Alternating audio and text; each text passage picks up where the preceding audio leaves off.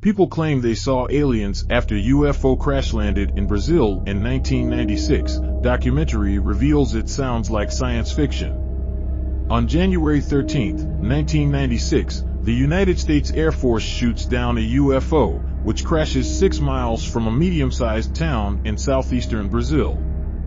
7 days later, two sisters aged 14 and 16, and a 21-year-old friend spot a tiny, frightened alien with big red eyes, crouching by a wall. They run screaming back to their mother.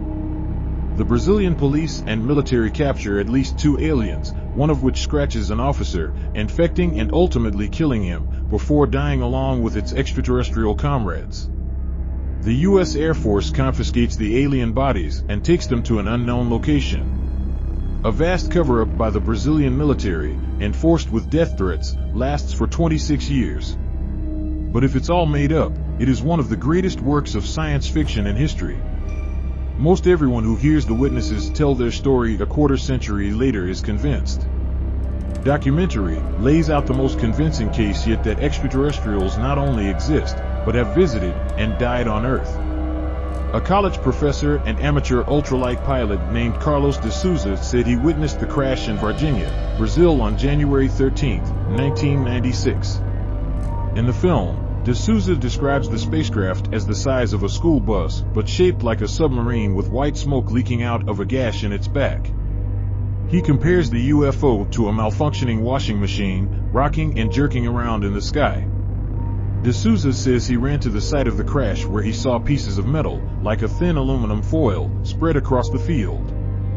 He said he picked up a piece of the metal, crumpled it in his hand, and then let it go, at which point it returned to its original shape.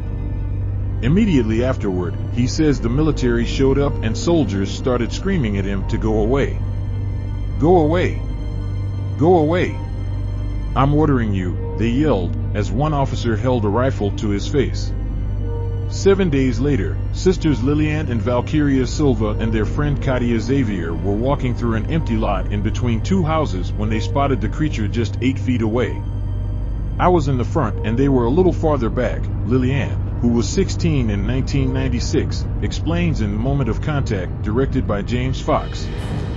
Passing by here, the graffiti caught my attention. I looked and I saw the creature. It appeared to be suffering from the heat. When Lilian screamed, I looked and felt fear, said Valkyria, who was 14 at the time. I looked into its eyes and saw that it was frightened. Just as I was frightened, the creature was also frightened. I saw that it was afraid of us. It was an exchange of fears. It for hours. Afraid of us in the same way we were afraid of it. A being we weren't familiar with. What I saw stopped me in my tracks, says Katia, who was 21 at the time. It glued me to that spot. It had red eyes, oily skin. I couldn't see an open mouth. Not smiling. Sad expression. Shrunken back. It didn't have hair. Eyes 3 times bigger than ours. After Lilian screamed, she started running away and the 2 girls joined her. What we saw wasn't human and wasn't an animal either. Nowadays I do think it was a being from another planet, says Liliana. It wasn't a man, it wasn't an animal. What it was, I can't say, says Valkyria. After we ran for a while we stopped and asked what we saw and then we ran to our mothers. I came out to meet the girls, their mother, Luisa, says in the film. Because mothers have a 6th sense. They were scared and walking slowly and dragging each other. We were children of Catholics and thought it could be a demon. That's why we were so scared, said Lilian. Luisa made the girls return, and when they got back to the spot, their mothers saw the footprint in the dirt, which she drew for filmmaker Fox. It was a round foot with 3 long toes. For 20 days, I smelled its smell, said Luisa. I couldn't stand the smell. I don't know where it came from. I even washed my nose with alcohol and water. It was an ammonia smell, says Katia. I couldn't stand the smell. I don't know where it came from. It smelled worse than sulfur. Luisa Silva, describing the creature's scent. No, it wasn't ammonia, says the mother. It smelled worse than sulfur. What a strange smell. I grabbed Katia and said, let's get out of here. They told their story to the press and were met mostly with ridicule at the time. But the girls have not changed their testimony in the 25 years that passed between the event and the making of the film in 2021. 6 miles away from the crash site, according to the film, the military set up a blockade in a residential neighborhood. Sources say the local fire department, which is under the control of the military police, captured one of the creatures in the morning, and another officer captured a second near where the 3 girls had seen it later that afternoon. That was when the creature scratched the young officer, Marco Therese, who soon grew sick and sought help at the hospital, according to the film. The doctor who treated him said Therese spoke openly about what happened because he feared he was dying and was fighting to survive.